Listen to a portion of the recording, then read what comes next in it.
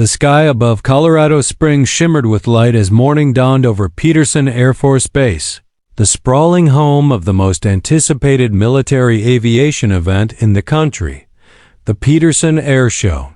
Flags rippled in the breeze, hangars gleamed under the sun, and rows of spectators stretched as far as the eye could see, each waiting for the thunder of engines and spectacle of flight. It wasn't just any event. It was the Super Bowl of American aviation, an annual demonstration of air superiority that drew in military brass, wealthy business magnates, tech moguls, and government elites. VIP tickets, the highest tier packages, cost upwards of $800 to $2,000 and included luxuries like catered gourmet meals, black leather seating, exclusive cocktails, and up-close views of the runway. Security was tight, protocols were rigid, and appearances meant everything. Inside the VIP section, high-end fashion was on display like a red carpet. Women in high heels and designer sunglasses sipped champagne, while men in pressed suits discussed aerospace stocks, defense contracts, and quarterly earnings reports. The air buzzed with polished confidence. What no one expected was the quiet arrival of a woman who didn't belong, at least not in the way they defined it. At exactly 9:27 a.m., a small silver-haired woman stepped through the velvet rope entry of the VIP section. She moved slowly but with a deliberate grace, her back straight, her eyes sharp. She wore a faded blue Walmart sweater over a wrinkled white blouse, khaki pants several years out of fashion, and white sneakers stained at the toes with age. Her gray canvas purse hung heavily from her shoulder, worn at the edges from long years of use. A small silver eagle wing pendant rested against her chest, catching glints of sunlight as she walked out. The whispers started immediately. Who let her in here? Is this part of the show? Maybe she wandered off from the crowd section?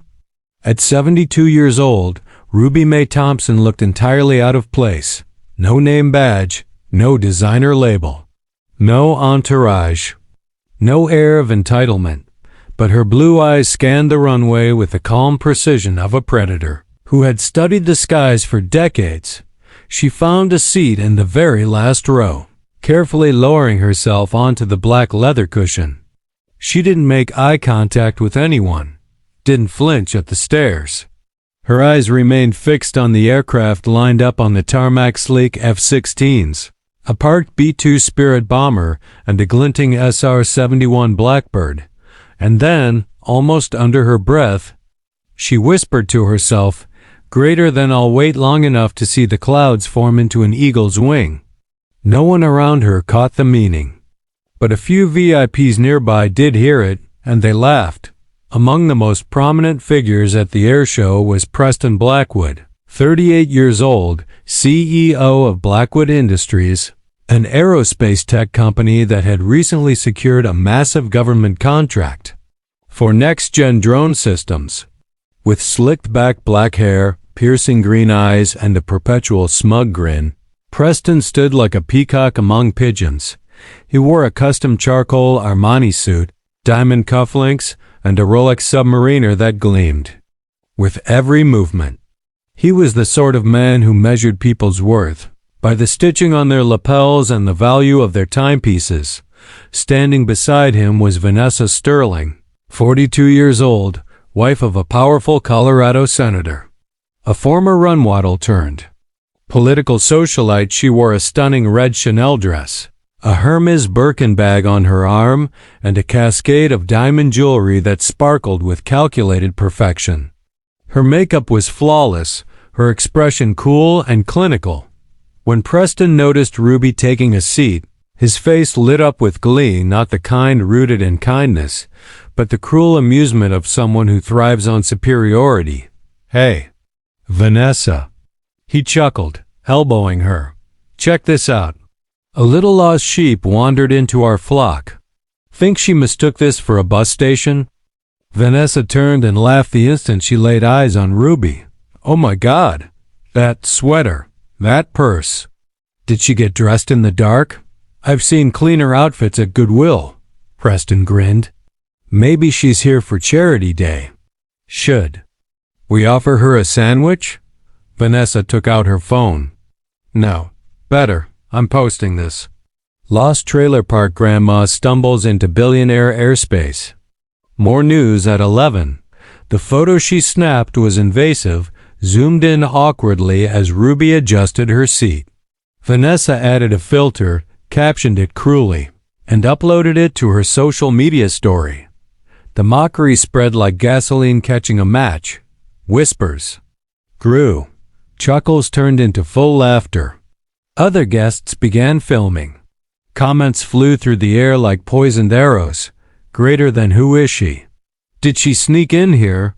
Security needs to remove her. This is embarrassing. Some guests assumed she was part of a prank. Others believed she was trying to scam her way into elite society. No one believed she belonged. Preston stepped forward and raised his voice loudly enough for everyone to hear. Excuse me. Ma'am, are you sure you're in the right place? This isn't bingo night at the community center. Laughter erupted. All around, Ruby didn't respond. Her eyes remained skyward. Preston doubled down. Seriously, that outfit? Is that the newest line from the thrift store couture collection? Vanessa added, she probably thought this was the state fair. I'm waiting for her to pull out cotton candy and a coupon book. The group behind Ruby audibly whispered, I bet she found someone's ticket on the ground.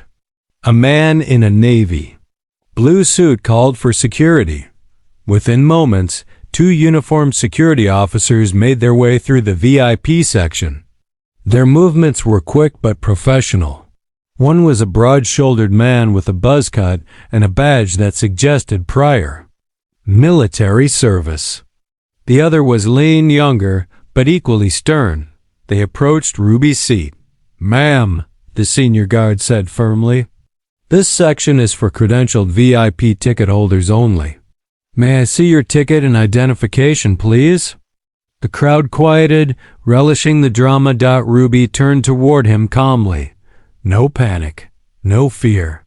With slow, deliberate motion, she opened her worn canvas bag and pulled out a laminated folder. Inside was a platinum VIP ticket, embossed in gold and clearly authentic. The officer took it and examined it under the sunlight. He blinked twice. This is real, he muttered. And it's the highest tier ticket we offer. The younger guard looked over his shoulder and scoffed. That can't be right. This has to be stolen or fake. Preston stepped forward, outraged. Impossible. That woman isn't supposed to be here. You're seriously telling me she paid more for a seat than I did? The second guard grabbed the ticket and spoke louder. Greater than will have this verified. If this is counterfeit, you'll be removed and charged with fraud. The phones were out again. The crowd was recording. A few were even live streaming, watching her humiliation unfold in real time. But Ruby? She didn't flinch. She leaned back in her seat, gazing up at the sky again. And then, as if speaking to no one, she whispered, Greater than I'll stay long enough to see the clouds form into an eagle's wing. It wasn't a challenge. It was a promise. Despite handing over a verified platinum ticket, the second security officer remained suspicious. We'll double-check it with base operations, he said sharply, his tone still laced with doubt. As he turned to walk away with Ruby's ticket, the murmurs resumed. She probably found it in the trash. I bet she scammed someone out of it. Vanessa's phone was still up, her fingers flying across the screen. I'm streaming this, she said gleefully. Caught a con artist live at the air show. Preston turned to the crowd, eager to maintain control of the narrative. You know what this is, right? This is what happens when you stop doing background checks. Anyone can wander into our space. This is supposed to be exclusive. This is why standards matter.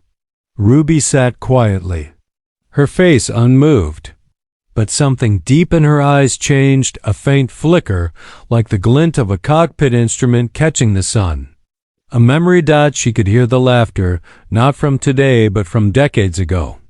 Men questioning her right to fly, dismissing her skill, mocking her rank. Her hand instinctively found the eagle wing pendant hanging around her neck. The sky above shimmered. Faintly, a lone cloud began to stretch and shift. She smiled faintly. The roar of an F-16 Falcon erupted from the tarmac. The airshow centerpiece demonstration was about to begin. Cheers erupted as the aircraft raced down the runway and took to the air, climbing rapidly into the clear blue. "Here we go," Preston said, adjusting his sunglasses. Finally, something worth watching.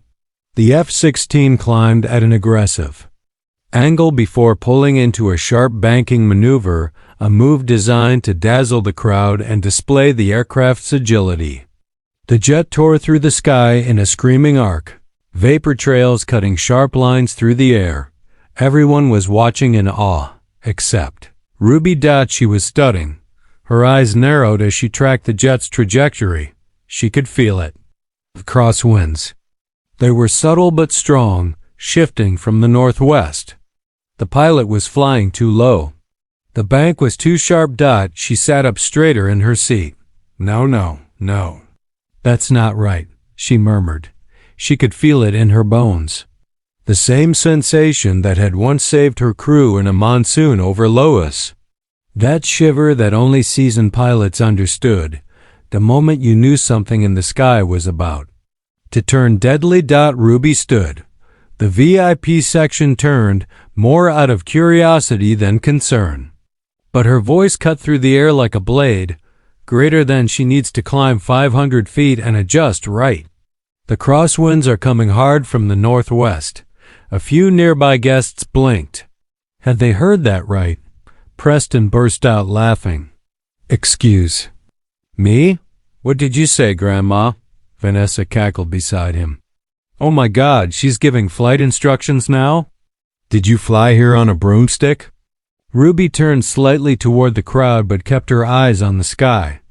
If the pilot doesn't adjust now, the turbulence will compromise the roll. She's pushing too much G-force into the turn at low altitude. That jet is in trouble. Laughter spread again, though not quite as loud. Some people paused, trying to reconcile what they were seeing with what they were hearing. "She thinks she's Maverick," someone muttered. Preston stepped forward, raising his voice again. "Greater than Mom. This is the Air Force, not Top Gun fan fiction. You probably saw a documentary and now think you're an expert. Sit down before someone gets hurt." But Ruby didn't sit. She kept watching, and then it happened. The F-16 banked left again, but this time the nose dipped a sudden, jerking motion.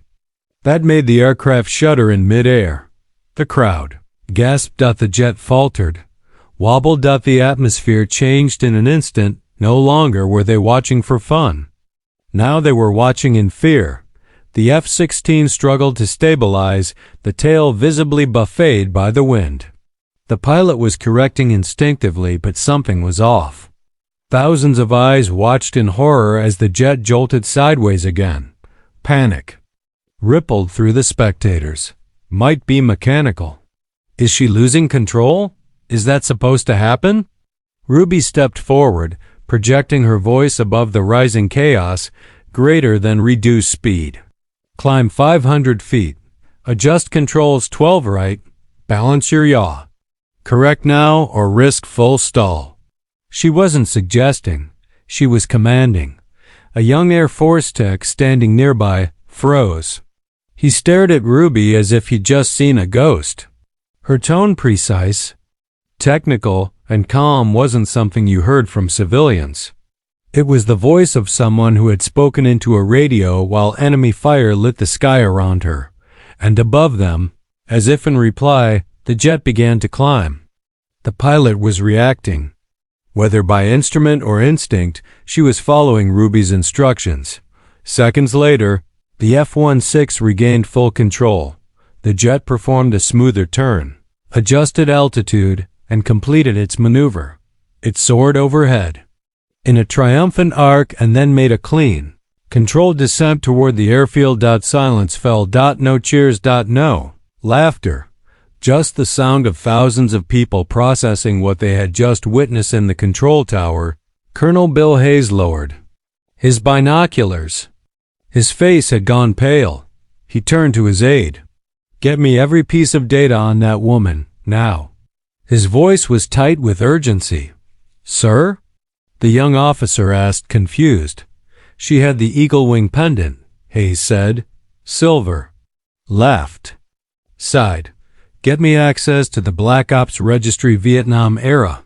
We're looking for a combat pilot." The aide stared. "You think she's?" "I think she's Night Sparrow."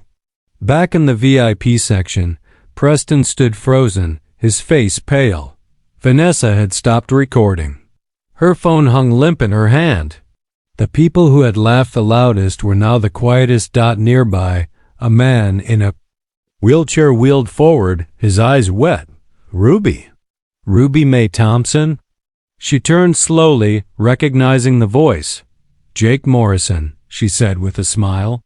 "Charlie Company, Cambodia, 1972. His eyes widened. "You saved us. You flew in under radar, bombed that ridge when no one else would. I never got to thank you." Ruby looked up at the sky, the F-16 now circling safely above. "Greater than I didn't need thanks. Jake, I just needed you boys to make it home." He saluted her, and this time the entire crowd followed. Men in suits, women in heels, tech billionaires, and veterans alike stood and saluted an old woman in Walmart clothes and yellowed sneakers. Because now they knew she wasn't lost, she was home. As the F-16 touched down and taxied safely across the runway, the weight of what had just occurred settled heavily over the crowd. No one was speaking. Not Preston. Not Vanessa. Not the social media influencers who had mocked Ruby. Not the CEOs and politicians who had questioned her presence. Ruby returned to her seat without a word. She didn't revel in the silence. She didn't gloat. She simply sat down and tilted her face toward the sky. A few rows down, a woman lowered her designer sunglasses and whispered to her husband, "She saved that pilot." The man nodded grimly. And nobody listened to her. The air show announcer's voice crackled over the speakers, subdued now, as if even he had been moved by the moment. "Greater than ladies and gentlemen, we'd like to take a brief pause in the program. Please remain in your seats." Up in the tower, Colonel Hayes stood stiffly, staring at the name now confirmed in the classified folder his aide had just handed him. His heart thudded as he read the records. Cody name, Night Sparrow 1G7. Successful covert missions, 3 distinguished flying crosses, 2 silver stars, 1 Medal of Valor, unconfirmed. Unclaimed, Black Ops Unit, classified Vietnam, Laos, Cambodia, and Middle East. Assignments discharged honorably. 1982, all records sealed due to national security. His voice broke slightly as he whispered, "Why didn't anyone know she was here?" The aide replied, "Sir, the Pentagon invited her. Her platinum ticket came through a personal request from the Secretary of the Air Force." Hayes stepped back from the window. "She didn't come to be honored. She came to be close to the sky." A new sound rumbled through the air, deep, thunderous, and ghost-like.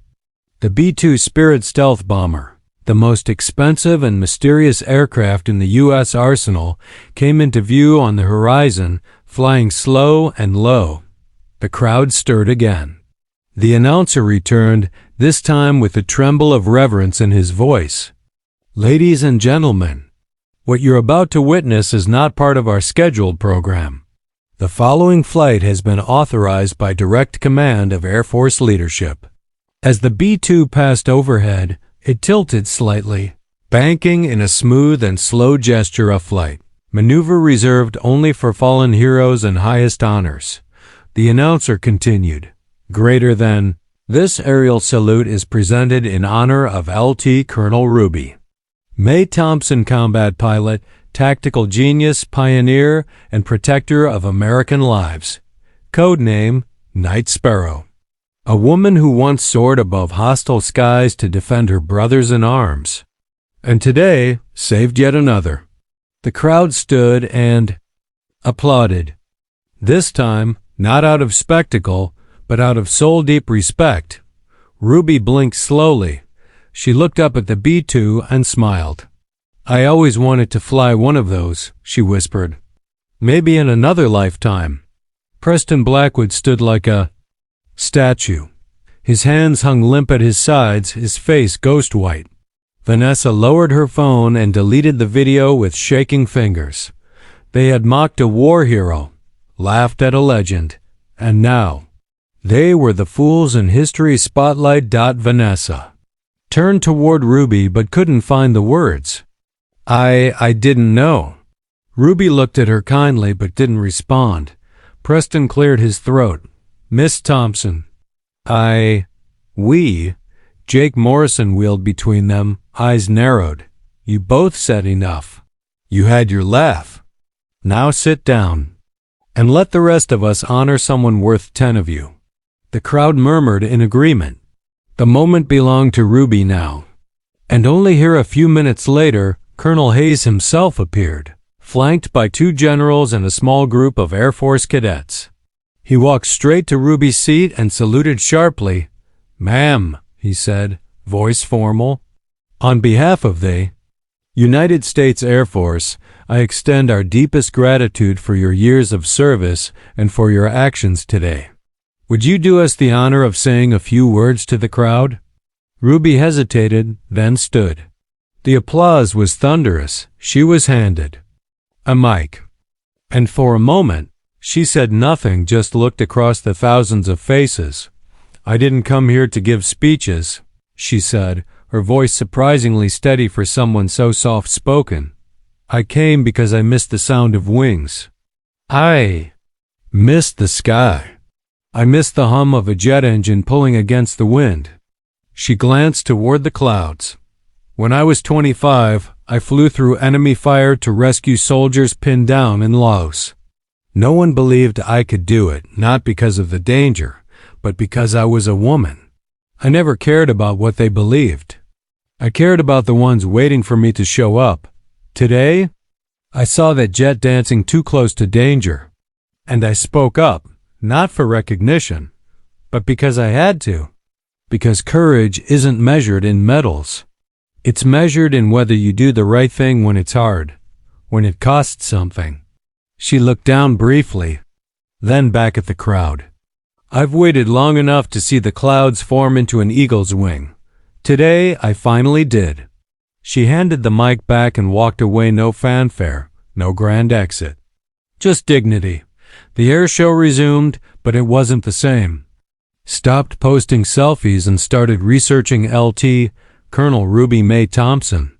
Her name trended globally by nightfall, not as a joke, but as a legend finally rediscovered. The hashtag Eagle in the Clouds replaced Trailer Park Pilot, now used to honor heroes with humble appearances but extraordinary stories. Preston issued a formal apology and donated $1 million to a foundation for female veterans. Vanessa Sterling issued a public statement condemning social media cruelty toward decorated elders, trying to salvage her image, but few were buying it. Colonel Hayes announced the creation of the Night Sparrow Flight Scholarship, dedicated to training underprivileged girls to become pilots, and Ruby she returned home quietly to her modest trailer near the outskirts of Pueblo. She poured herself a cup of tea, opened the newspaper, and read about the very air show where people had once laughed at her and then stood in silent awe. Outside, a breeze stirred the wind chimes on her porch. She looked up once more at the sky and smiled. The clouds above her stretched out like wings.